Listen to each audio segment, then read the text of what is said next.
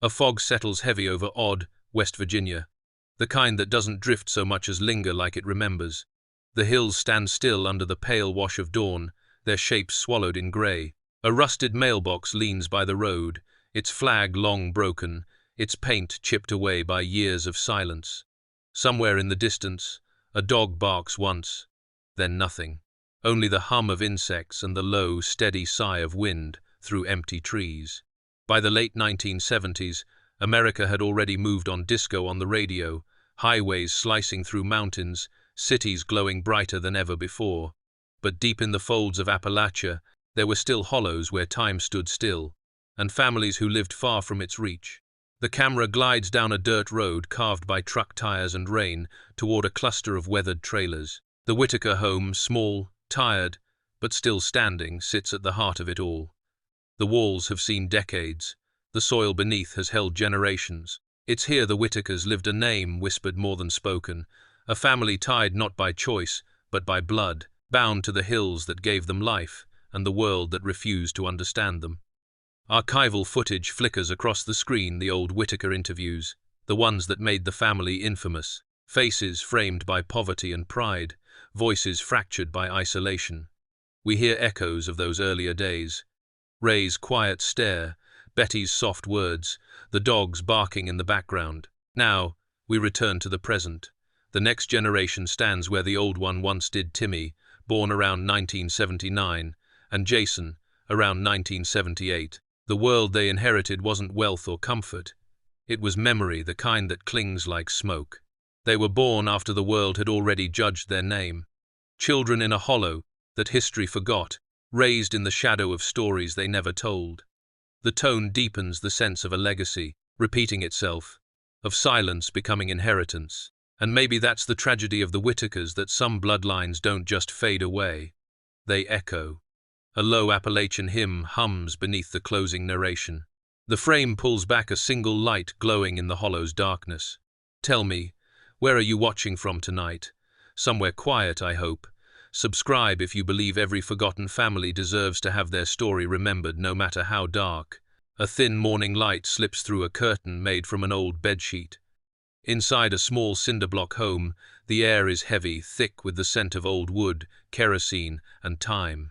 The walls bear stains of winters long survived. On the porch, dogs stir, their low growls the only sound breaking the stillness. They were born into a quiet that most would call peace, but in the Appalachian hollows, quiet often hides history. Timmy Whittaker, born around 1979, and Jason Whittaker, a year before him, two boys from the last branch of a name already sinking into myth. They didn't ask to inherit the past, but in Odd, West Virginia, blood remembers. Every generation carries what the last one couldn't bury. Their home was small. One story. No toys scattered across the floor, no hum of television laughter. Just the creak of floorboards beneath bare feet and the distant barking of hounds that never stopped. The camera lingers on details, a pair of muddy shoes by the door, a family photo with faces turned slightly away from the lens, a single oil lamp flickering against the paneled wall. Outside, the hills loom, vast and watchful, as if the mountains themselves were keeping the family's secrets. Timmy was the quiet one. He had soft eyes, the kind that watched more than they spoke. There was something heavy in that gaze, even as a child, as though he already knew the weight of his name. Jason was different, restless, always moving, always searching. He'd wander the yard for hours, pacing the same worn path through the weeds, as if chasing something the world had taken from him. Neighbors remembered them as polite but distant, two boys who stayed close to home, rarely seen beyond the tree line. In a town that whispers, the Whittaker children were the silence itself. The voice lowers, almost mournful. They were born at the edge of a story between the old ways that refused to die and a modern world that had no place for them, and in that space, innocence became inheritance. The scene fades to black. The faint echo of dogs barking carried on the wind. The name Whittaker carried further than any of them ever did. It rolled down the hollows and over state lines, whispered in truck stops, muttered in diners, passed along by strangers who'd never seen the place for themselves. To outsiders, the name meant inbreeding, mystery, oddity. But here, in Odd, West Virginia, it meant something different. It meant survival. By the time Timmy and Jason were old enough to know their names, the world had already written their story for them. The scene opens on an old dirt road leading to the Whittaker home. The camera follows a pair of muddy footprints fading into the gravel. The sound of wind slips between the trees, carrying faint echoes of laughter or maybe whispers. The kind of whispers that never stop once they start. Inside, the boys move through their small world, cautious, observant. They hear things, feel them. The way people look too long. The way pity replaces kindness. The way the mailman doesn't come up the drive anymore. In these parts, shame travels faster than light. You don't need to do wrong, you just need to belong to the wrong name. Archival clips flicker briefly the earlier Whittaker family videos now infamous online. A reminder that what was once private became public spectacle. Strangers watched from across the globe, dissecting gestures, voices, faces, never realizing they were watching the residue of generations of isolation and trauma. For Timmy and Jason, childhood wasn't just quiet, it was heavy. Every stare from a stranger pressed another stone onto their backs. Every camera that arrived stole another piece of their peace. They didn't know the full history, the stories of abuse, poverty, and intermarriage, but they felt it in every silence that hung in the air. The burden of a name isn't always about what you've done. Sometimes it's about what the world decides you are. We see them sitting on the porch, Jason, restless, Timmy still. Behind them, the hills stretch endlessly, both shelter and cage. To outsiders, the Whittakers were curiosity. To themselves, they were the last roots of a bloodline planted too deep to ever pull free. The sound fades to crickets and distant thunder. The voice returns softer now, almost like a confession. Night settles over Raleigh County, slow and deliberate. The crickets hum a tired hymn, and the trees stand like silhouettes against a bruised sky. Somewhere down an unmarked road, the Whittaker home sits in shadow, its roof sagging, its windows flickering with the weak light of an oil lamp. The walls breathe memory, and the ground beneath them remembers every generation that's come and gone. The Whittakers weren't monsters. They were history's forgotten experiment in isolation, the price of poverty and pride. Before Timmy and Jason were born, there was Larry, Ray, and Lorene, names that once meant nothing beyond the hollow. Now, they stand as the haunting symbols of what happens when a family becomes its own world. Each one carried pieces of a long Appalachian story, one written not in ink, but in silence, abuse, and survival. These hills didn't just raise families, they kept them. Fences weren't built from wood here, they were built from shame. The Whittakers' lineage stretches back through generations of cousins and kin living side by side, too poor to leave, too proud to ask for help. What began as survival hardened into isolation. Over time, the bloodline looped back on itself, generation after generation, until the family tree became a circle. Archival images fade in old black and white footage of the original family members, their faces marked by hardship and confusion. The eyes of Ray Whittaker stare blankly into the camera, his silence saying more than any words could. Larry, shuffling in the background, muttering softly to himself. Lorene, watching from the porch, half smiling at strangers who never understood her world. What outsiders saw as madness was often the echo of generations, the inherited confusion of inbreeding, untreated illness, and endless poverty. It wasn't evil. It was endurance. The narration slows, lowering to almost a whisper. And when Timmy and Jason came into that same hollow, they didn't just inherit a name, they inherited memory. Every stare, every whisper, every shadow in the family's history became their birthright. The hills fall silent again. A lone dog barks in the distance, and the sound of wind brushing against tin roof carries through the night. Blood remembers, even when people forget. And in places like Odd, West Virginia, blood never forgets. The camera pans slowly from the dimly lit trailer to the vast darkness of the forest beyond, endless, unbroken, and old as sin. Morning mist clings to the hollow like a veil, thin, trembling, and heavy with what's coming. The hills of Odd, West Virginia sit in uneasy quiet, the same quiet that has always guarded the Whittakers. But in the early 2000s, that silence began to crack. Not from thunder or gunfire, but from the faint buzz of a camera lens finding its focus. What began as curiosity became consumption. For generations, The Whittakers lived unseen, their world tucked away behind rusted mailboxes and gravel roads. But when the first outsiders came, armed with cameras and questions, that privacy was gone. The boys Timmy and Jason were still young then. They didn't understand what it meant to have a lens pointed at them, to have their faces captured not as people, but as proof. Their innocence became content, their silence became spectacle. Archival footage flickers across the screen, the original Whittaker videos that once shocked the world. Viewers remember the barking dogs, the mumbling voices, the camera slowly panning across a porch where confusion met intrusion. But what most never saw were the eyes of the younger Whittakers, wide, unblinking, uncertain, watching strangers turn their home into a stage.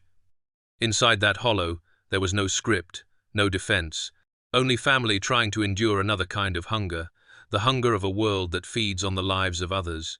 In Appalachia, survival had always meant keeping your head down, but now, even silence couldn't save them. The footage that spread across the internet was supposed to be a documentary, a glimpse into poverty and isolation, but as it went viral, something darker happened. The story became a meme. Their faces became thumbnails, and the name Whittaker, already burdened by stigma, became entertainment. The camera lingers on Timmy's expression, calm, wary, almost pleading, and then on Jason's distant stare, as if he's looking for a world that isn't watching him back. They never asked for fame. They never understood it. And yet, millions watched, judged, laughed. Silence falls again, deeper this time, the silence that comes after a story has been taken and sold. Subscribe if you believe stories like this deserve to be told with respect, not for clicks, but for truth. The hollow wakes slow beneath a dim, colorless dawn. Mist curls along the gravel road, swallowing the path ahead until it disappears into nothing. In that grey stillness, a figure moves slow, deliberate, barefoot through the morning dew. Jason Whittaker. He was always walking. No map, no reason, just the need to move. Locals in Raleigh County would spot him, sometimes drifting between the ridges and the back roads, his hands tucked into the pockets of an old jacket, his eyes fixed somewhere far beyond the horizon. Some waved, most didn't. They say he'd mutter softly as he walked, half to himself, half to ghosts no one else could hear. He'd vanish for days at a time, then return, quiet as a shadow. Like the hills themselves had borrowed him a while. The camera glides over long stretches of road, cracked and glistening from last night's rain. A plastic bottle lies crushed near the ditch. An old fence leans toward the field, its wire rusted thin. Somewhere in the distance, a train moans through the valley, a sound both lonely and ancient.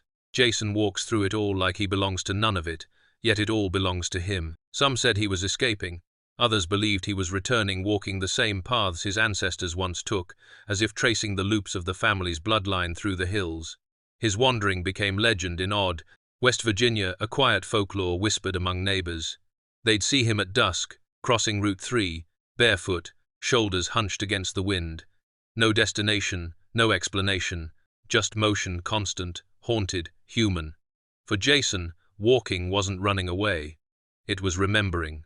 Every step carried the echo of generations before him, the pain, the isolation, the confusion that came from being born into a world that never let him belong. Some men wander to see what's out there, others wander to escape what's inside.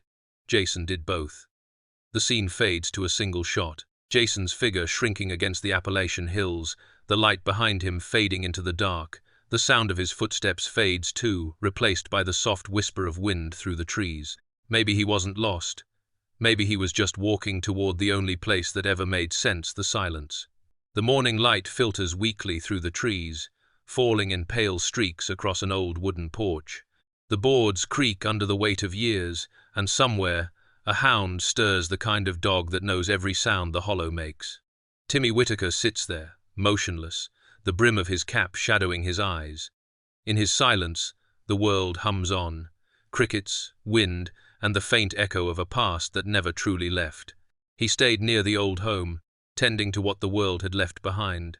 For those who pass through odd, West Virginia, Timmy is a familiar shape on that sagging porch, a man who nods when waved to, but rarely speaks. His quiet is not shyness. It's the kind of silence that comes from watching too much crumble and knowing no words could fix it.